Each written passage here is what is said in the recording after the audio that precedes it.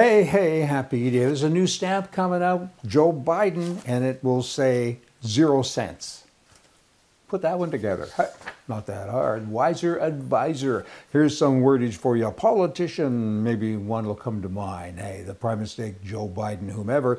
The number of supporters declines, so they need to increase the intensity of support from the supporters that they have left. The persona is that of a tough guy. We make tough decisions, and aren't we good? They're not capable, though, of making the country stronger or better, so they have to make the people weaker. They don't want people's lives improved. They want to worsen the lives of those they dislike.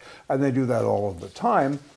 It's kind of interesting stuff. It's backwards. It's all about power. It's not about the people. It's not about those who employ you, those who work, those who try to build the country. There's always that little pushback. According to the U.S. Census Bureau of Florida, saw one of the largest population increases ever last month. Close to 400,000 people moved into Florida. Meanwhile, New York saw over 100,000 people move out. You know, that's interesting, isn't it? And why are they doing that? It's because of the way they voted, maybe not. But somebody screwed it up in terms of California, New York, and so many other places. And they're going for freedom. They're going for less interference in their daily lives, and better taxes, better everything. And I just hope that they don't vote the same way, because many of these people are kind of responsible for messing things up before they left. Bakshi. When I was a kid, that was a common term, bakshi. I've used it now, and people look at me like, what does that mean? I mean, bakshi is going on in politics, and bakshi is when a person accepts a bribe.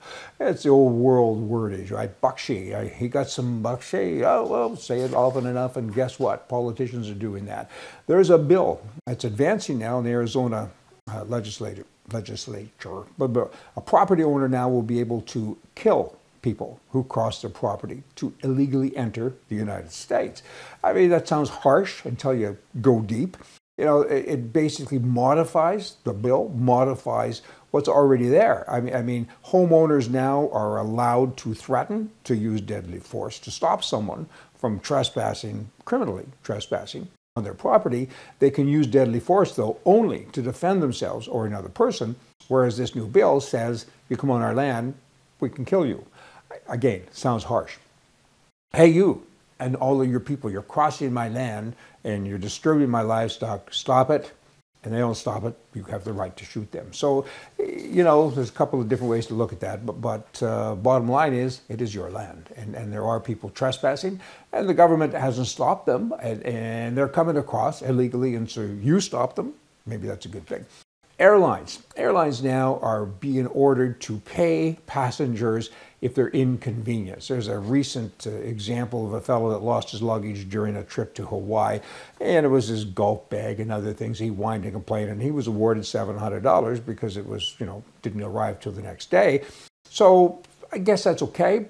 But this is the same government that's putting these rules on airlines that needs rules put on themselves. There should be deadlines for issuing permits. There should be deadlines for anything that they do. You should, I know of cases, and I've been involved in some that take years and years dealing with bureaucrats at City Hall. And now these same politicians are saying, let's put rules on other people, but not on us. Let me end today with a written note from a viewer, from a woman. This is kind of interesting. She says this: I've always been opposed to the woman-only groups and initiatives since I'd rather be celebrated and recognized as a successful human being. My gender is not a characteristic I want to lead with. We live in a finite world. That's simply a fact. So inclusivity by necessity means you are excluding others. We cannot ignore that essential piece of the reality puzzle. Are we excluding others more deserving who just happen to not have the physical characteristics of the group we're looking to be inclusive towards? How does that achieve the world's definition of inclusivity, and explain to me how that benefits the world? That's kind of deep, but hey, think on that. Y'all come back. We got more for you coming every other day from the right. See ya.